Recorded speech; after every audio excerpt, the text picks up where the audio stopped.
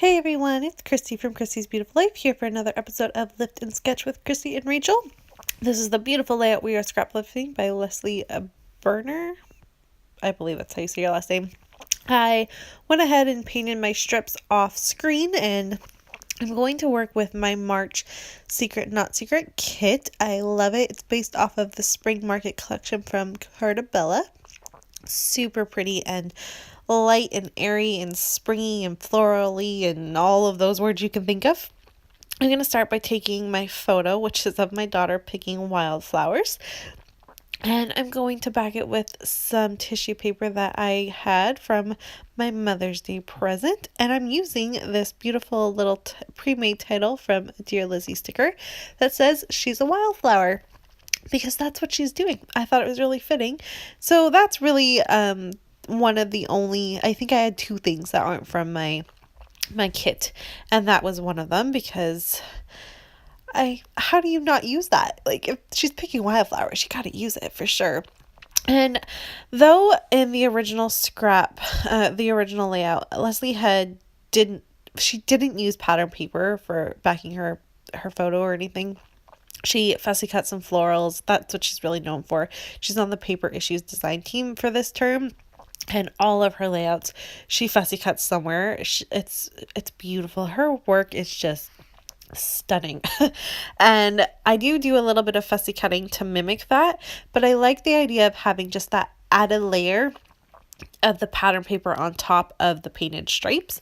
So I went ahead and I got the 6x6 paper pad from the collection, and I just went ahead and used that to cut up my strips. I'm trying to keep the balance between the green and the pink with the little splash of black to kind of help ground everything.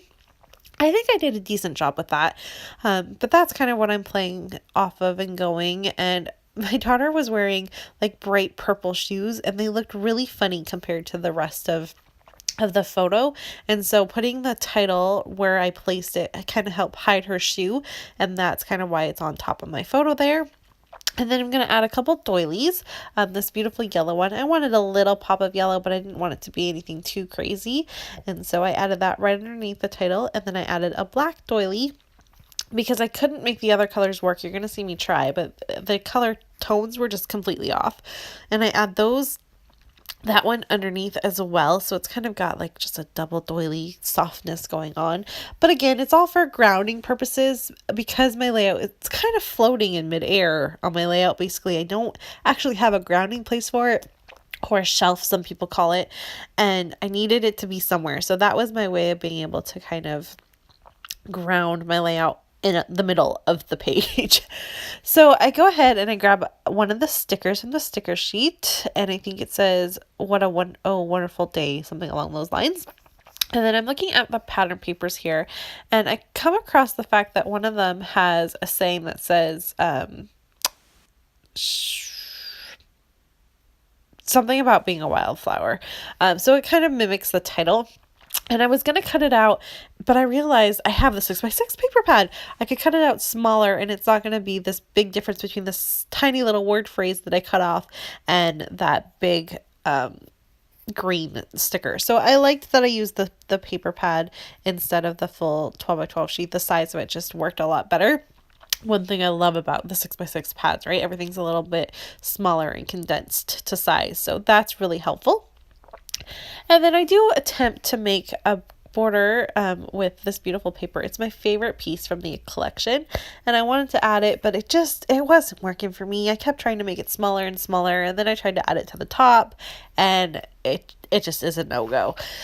But what I did find is that the back of that pattern paper, this collection, Cartabella's 6x6 papers, they're double-sided, and the back of it has this really pretty scene on it that has like a canopy in black and white stripes.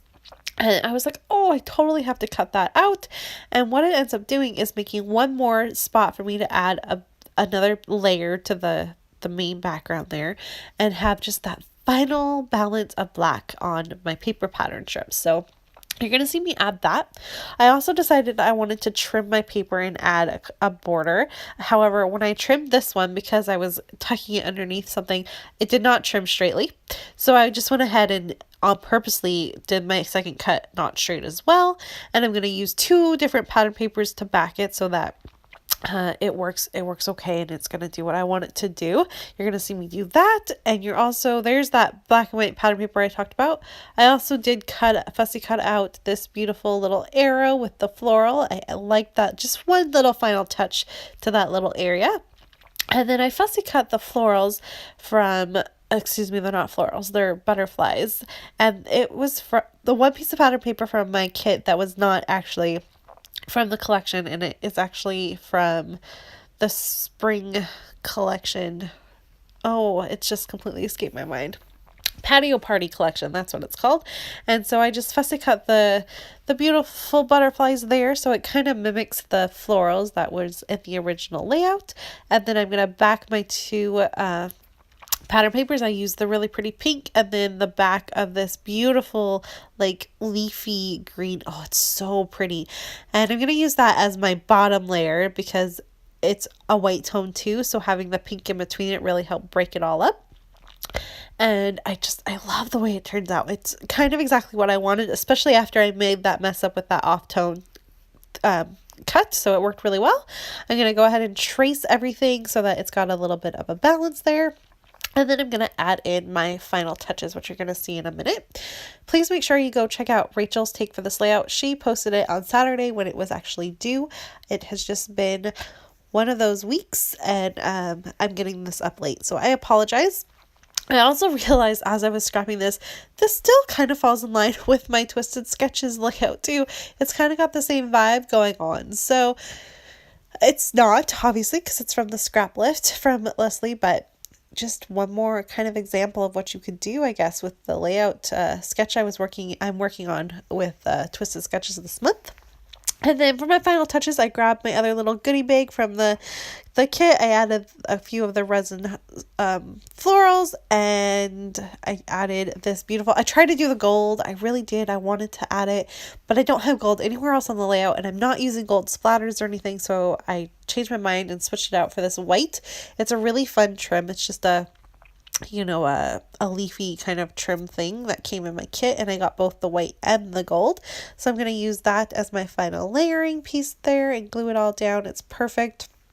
Sprinkle on some sequins. They are from Spiegelmom Scraps. However, I am no longer a part of the design team, so I have no idea if they're still in stock or not. I believe they are. I'm pretty sure they were a pretty newer release, so I'm sure they are. If you want to get your hands on some, you can still use Daisy. Daisy is still part of the design team, so you can use her code. I think it's Daisy 10 or Daisy 15, and you'll get 15% off your order. There's a look at Leslie's layout and my final take on this layout. Thanks everyone so much for watching, and make sure you check out Rachel's take as well, and we'll be back in another week and a half for the next episode. Bye!